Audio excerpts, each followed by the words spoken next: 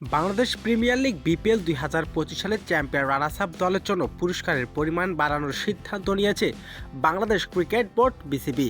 নতুন এই সিদ্ধান্তের ফলে শিরোপাজয়ী দল ফাইনালের পরাজয় দলের আগের চেয়ে বেশি অর্থ পুরস্কার পাবে। বিসিবির এই সূত্রে বিষয়টি নিশ্চিত করেছে। বিপিএল 2025 সালে চ্যাম্পিয়ন দল পাবে 2,50,00,000 টাকা, যা আগের আসরে ছিল 2 কোটি টাকা। একইভাবে রানার্স আপ দলের জন্য বরাদ্দ অর্থাৎ বৃদ্ধি করা হয়েছে। এবারের ফাইনালে হেরে যাওয়া দল পাবে 1,50,00,000 টাকা, যা গতবারে ছিল 1 কোটি টাকা। এবার শুধু শীর্ষে 2 দলে নয়, প্লে অফ থেকে বাদ পড়া দলগুলোর জন্য অর্থের পুরস্কার ঘোষণা করা হয়েছে। দ্বিতীয় কোয়ালিফাই খেলা বাদ পড়া দলগুলো 50 থেকে 60 লক্ষ টাকা পাবে। চতুর্থ সেরা দল পাবে 40 লক্ষ টাকা। সিলেট এবং চট্টগ্রামের পর্ব শেষ, বিপিএলে ফিরেছে ঢাকায়। এই টুর্নামেন্টের শুরু থেকে গুরুত্বপূর্ণ প্লে অফ পর্ব সামনে।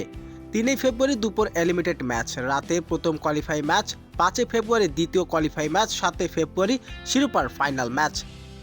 প্রাইজ মানি এবারে দলগুলো উত্তেজনা আরও বাড়িয়ে দিয়েছে, কেননা জিতবে বিপিএল 2025 সালের শিরোপা। সেটা উত্তরে মিলবে 7 ফেব্রুয়ারি ঢাকা মিরপুর শেরেবাংলা ক্রিকেট স্টেডিয়ামের ফাইনাল মধ্য দিয়ে।